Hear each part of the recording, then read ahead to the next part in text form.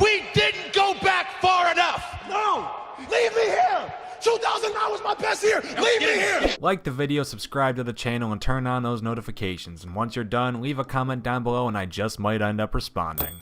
Wrestlers in breaking character, as fun a duo as peanut butter and jelly or thirsty kids and slippery floors. Cam and Colin, run in here, come get y'all juice.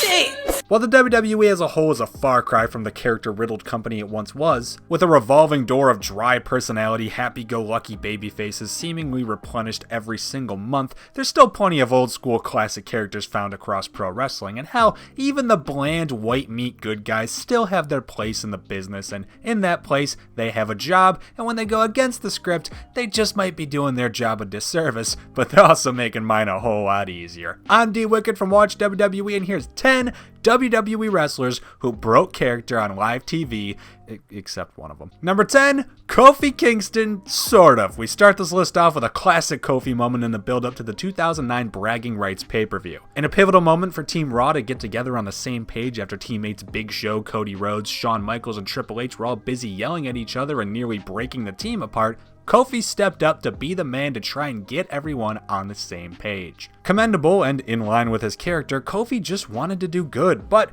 he ended up being a little bit mocked for his actions as Triple H would step up with a hilarious line. Basically, the game says, so yeah, that's all fine and dandy, but hey Kofi, what happened to that Jamaican accent of yours? F's in the comment section for Coffee Kingpin, please. Hold on a second, I got a question.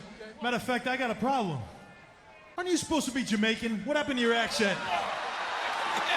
Number 9, Joe Inoki. There's a lot of moments where wrestlers go off the script or intended storyline for the night due to not so great circumstance, but it's also worth highlighting those few instances where the company greenlights their wrestlers going out and openly breaking their own characters, even if those circumstances still not be so great. For example, when Roman Reigns learned that his leukemia had flared back up and would be taking him out of action, WWE pulled a very surprisingly yet mature move by having Roman go out to the ring as a different man. In fact, that wasn't Roman Reigns. It was Joe Inoki, the man who plays Roman Reigns' character. He let us know the circumstance and that after his long chase for the Universal Championship, finally claiming it at SummerSlam, it had unfortunately come to a halt as he'd have to take time off of television. A rare example of breaking character being by far the best decision the company could make.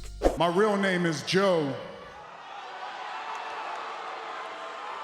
And I've been living with leukemia for 11 years. Number 8, Triple H, and let's jump from a great decision to a really stupid one. At WrestleMania 26, Shawn Michaels lost what many consider to be one of the 2 or 3 greatest professional wrestling matches of all time, a career versus streak match against The Undertaker, in which HBK lost and had to forfeit his pro wrestling career. While this very unfortunately did not stay true, at the time being, Shawn Michaels was legit done with the sport. The following Monday Night Raw was a special farewell show dedicated to Shawn Michaels, and so naturally his best friend Triple H had to make an appearance.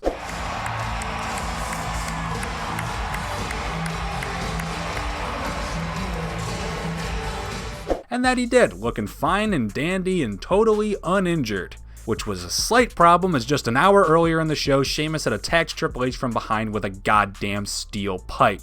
I know that WWE likes to rewrite their own history and pretend that the past didn't happen, but seriously, you couldn't last an hour? Number 7, Kerwin White, or more appropriately, Chavo Guerrero. For those not watching the product in 2005, WWE was running a very stupid storyline in which Chavo, a member of the legendary Mexican wrestling family, the Guerreros, was playing a white golfer named Kerwin White. Subtlety is dead. How are you? Chavo, what's up?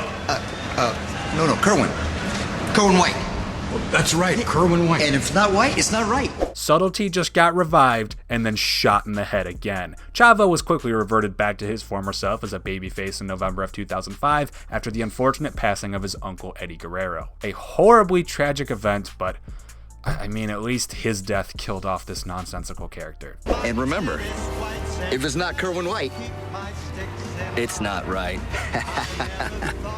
I'll see you on the links. Number 6, Antonio Inoki. Alright, Here's the slight iffy one, but hear me out for a second. I know a lot of you guys are probably squinting in confusion at just who the hell this Antonio Inoki guy is, and for good reason. Antonio Inoki was never a WWE wrestler, but instead the dude who went on to one day create New Japan Pro Wrestling. With that said, he is a recognized WWE Hall of Famer, and this moment is just too good to pass up on, so it's gonna count for the list. He was wrestling a match against a big fat lad named the Great Antonio, and throughout the match, Inoki keeps attempting offense that his fellow Antonio keeps no-selling. He's so big that he can't be hurt, or at least that's the mentality he approached the match with. Inoki disagreed, eventually becoming so frustrated by the big man's lack of selling that he threw the match out the window and started beating up the Great Antonio for real before taking to the crowd to yell, "Wrestling is fake."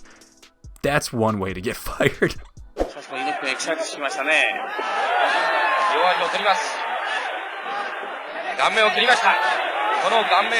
Number 5, the Four Horsewomen. Women haven't always had the fairest of shakes in the WWE. Literally up until the last decade or so, women were brought into the company based almost solely on their looks and assets. Paige and Emma helped break down some barriers down in NXT while AJ Lee was putting on consistently great performances over the Divas Championship on the main roster, but things didn't really start turning a new leaf until the Horsewomen arrived. No, not Ronda and Shayna, Sasha Banks, Becky Lynch, Charlotte, and Bayley, the women who indisputably kicked the women's revolution into a new gear. After Sasha and Bayley's fantastic Iron Women's match, Charlotte and Becky joined their fellow horsewomen in the ring to embrace and have their own curtain call of sorts. Screw Madison Square Garden because that curtain call is not making the list. Here's an actually positive example of a couple heels and faces breaking character just for one night.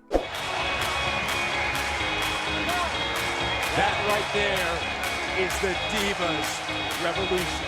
Number 4, Randy Orton. Randall Keith Orton could literally fill an entire top 10 on his own when it comes to snapping the script over his knees and saying f it. It's part of what makes him such an entertaining social media member over the last few years. He just really doesn't care, and he just has fun whenever he wants. And good for Randy Orton, because he was not always such a fun lover, having gone through a very unfortunate stretch of anger issues, and when I say unfortunate, I mean for the people he was working with. For example, when Kofi Kingston botched taking an RKO and Orton jumped up to scream "Stupid!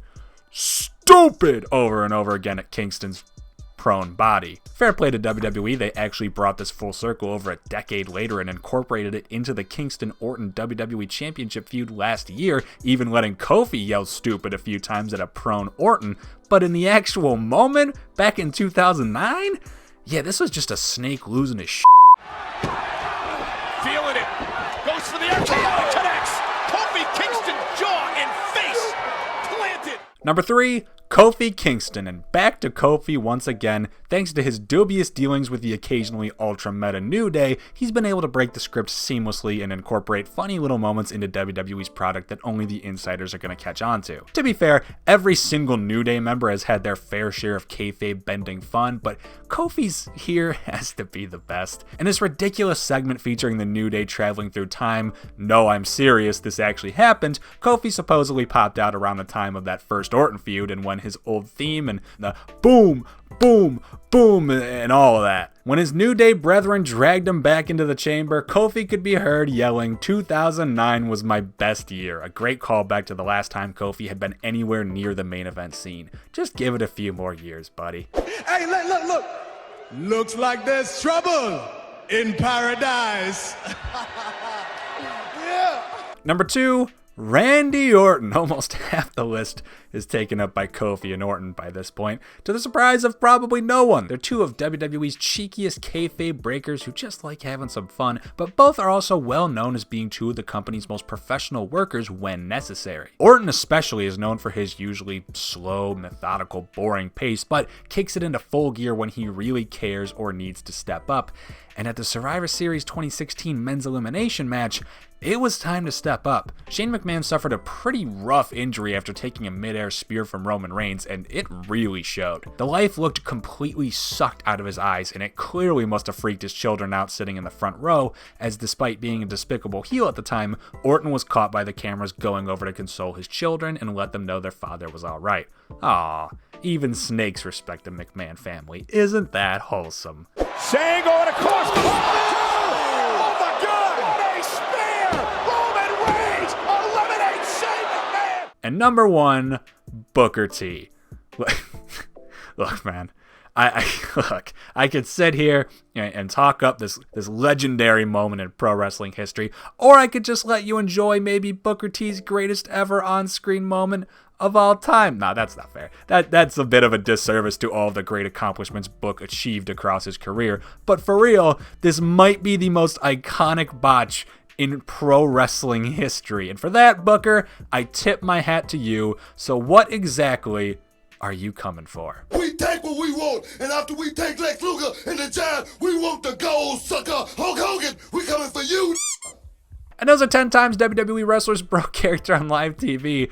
Oh, Booker, you poor fool. What are your thoughts? Let us know in the comments down below. If you like the video, subscribe to the channel and notifications, ring that bell.